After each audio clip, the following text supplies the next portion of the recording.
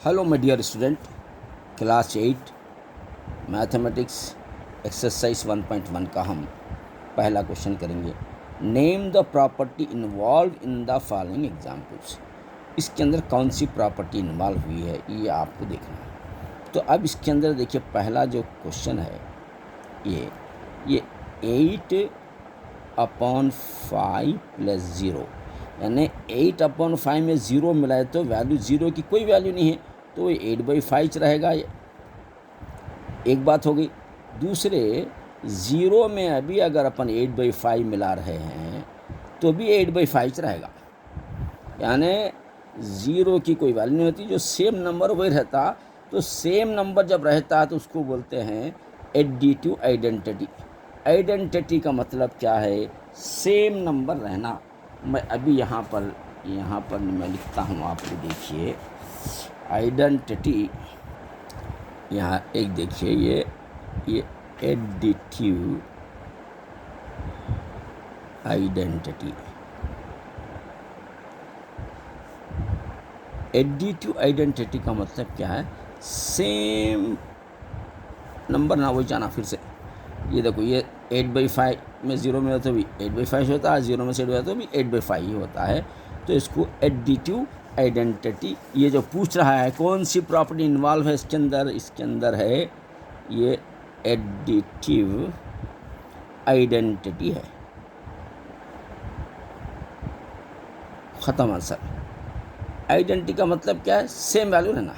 अच्छा, अब सेकंड वाला देखिए, यहाँ पर है सेकंड वाला क्या बोल रहा है। ये 2 है और 3/5 + 1/2 = अब देखिए, ये इक्वल टू 2 3/5 + 2 1/2, यानी अब ये मिसाल के तौर पर ये 2 रुपीज़ समझिए। ये 2 रुपीज़ अपन इसको भी दे रहे हैं, ये देखिए 2 इसको दे दिए, फिर ये 2 रुपीज़ इसको भी दे रहे हैं, देखिए 2 इसको भी दिए। इसका मतलब क्या है? डिस्ट्रीब्यूट करें। ये 2 को क्या, इसको बांट रहे हैं अपन, तो इसका नाम दिया गया है डिस्ट्रीब्यूटिव लॉ। क्या है ये?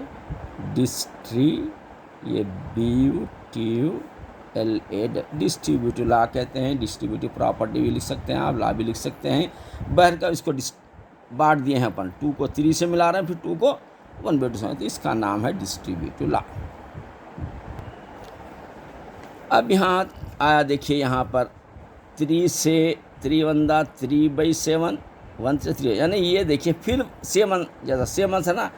ये एडिटिव आइडेंटिटी था ना, ये मल्टीप्लिकेटिव आइडेंटिटी बोलते हैं इसको। देखो सेम ये मगर यहाँ मल्टीप्लाई है, एडिशन है। एडिशन से एडिटिव आइडेंटिटी, ये मल्टीप्लिकेटिव आइडेंटिटी। अब देखिए यहाँ ये क्वेश्चन नंबर 3, 3/7 × 1 = 3 1 3/7 इच होता है, या 1 × 3/7 3 1 3/7 इच होता है।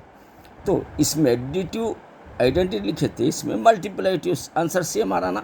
आइडेंटिटी का मतलब ये सेम आंसर आना, तो इसका नाम देंगे अपन ये मल्टीप्लाई कर रहा पर, इसलिए मल्टीप्लिकेटिव आइडेंटिटी।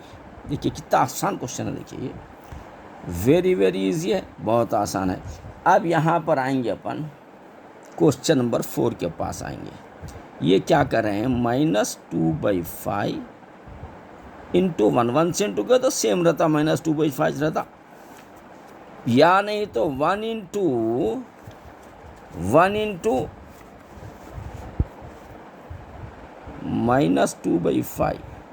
2 1 2 -2/5 था, इससे इंटू करो ये रहता, इससे इंटू ये रहता। इसका मतलब क्या है?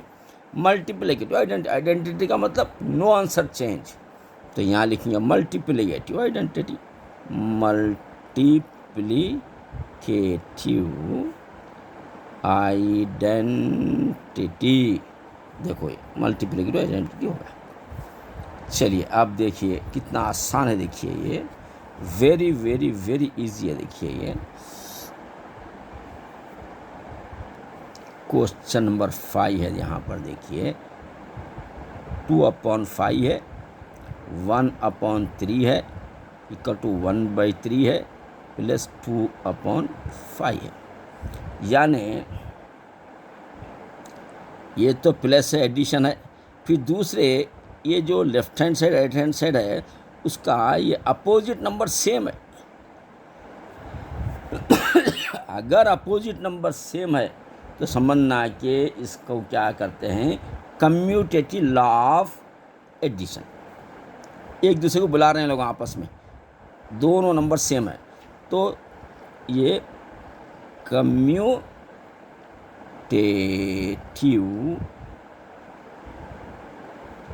Law of addition, law of addition इसलिए लिखना है कि एड है प्लस है ये, फिर दोनों क्या है सेम है, कम्यूटेटिव लॉ ऑफ एडिशन इसका नाम दे दिएंगे अपन। चलिए उसके बाद क्वेश्चन नंबर ये 6 है। क्वेश्चन नंबर ये 5/2 × 3/7। अब 5×3 का क्या होता, 15/2 7 40। ये बहुत क्लोजर प्रॉपर्टी, यानी दोनों को अपन क्या कर दिए, क्लोज कर दिए।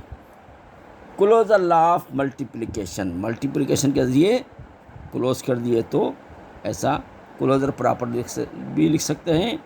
क्लोजर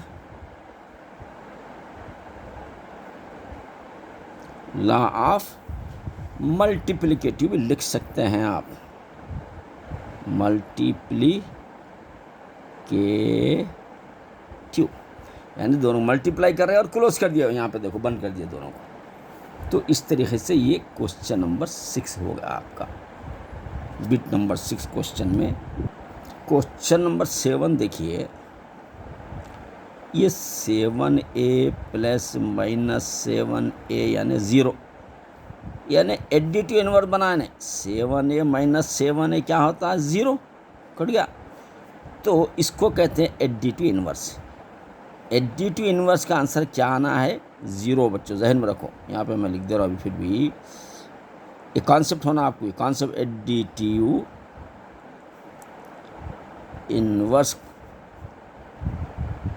का आंसर क्या होना, द आंसर इज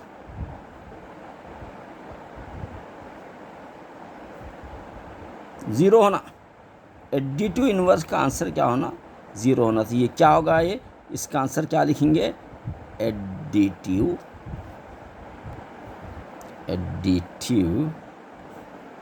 इनवर्स। इसका कॉन्सेप्ट ध्यान में रखो आप पहले बच्चों। एडिटिव इनवर्स का आंसर 0 आता है हमेशा, मल्टीप्लिकेटिव इनवर्स का आंसर 1 आता है हमेशा। वो भी एक जगह लिख देता हूँ मैं, एडिटिव इनवर्स ये आंसर होगा। अच्छा, मल्टीप्लिकेटिव इनवर्स का क्या आंसर आता है, 1 आता है, ये भी लिख दिए। ये कॉन्सेप्ट असल है ये। मल्टीप्लिकेटिव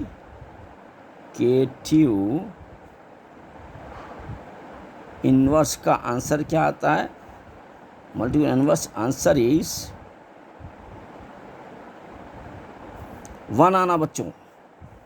तो ये मेन है, देखिए एडिटिव इनवर्स का आंसर 0, मल्टीप्लिकेटिव का आंसर 1 आना ज़रूरी है। तो अब यहाँ पर ये देखिए, यहाँ पर देखिए 8th वाला क्वेश्चन है। 8 वाला क्या है, देखो बच्चों,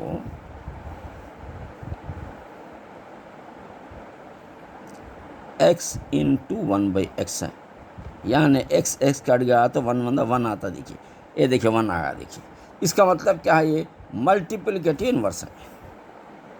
इसका आंसर लिखेंगे मल्टीप्लिकेटिव इनवर्स। यानी बच्चों ये जहन में रखो, ये कॉन्सेप्ट बोलते हैं इसको। एडिटिव इनवर्स का आंसर 0 आता है, मल्टीप्लिकेटिव इनवर्स का आंसर 1 आता है। बस उसके हिसाब से आंसर करना है अपने को। तो बच्चों यहाँ पर आप जो देख रहे हैं, ये क्वेश्चन नंबर आपको ये दिया है 2 × x 2 × 6, इसको अलग कर दिया। यानी यहाँ पर देखिए पहले ऐसा था तो इसको अपन डिस्ट्रीब्यूटिव लॉ बताए थे, इसको डिस्ट्रीब्यूटिव लॉ।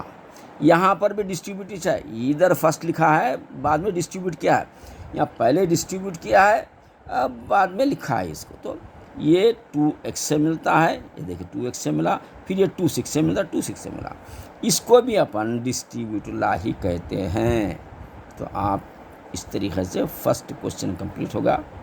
इंशाल्लाह नेक्स्ट क्वेश्चन करेंगे। जुड़े रहिए ज़मीर सर एकेडमी से। इंशाल्लाह you will become a ranker in your class. अल्लाह हाफिज़।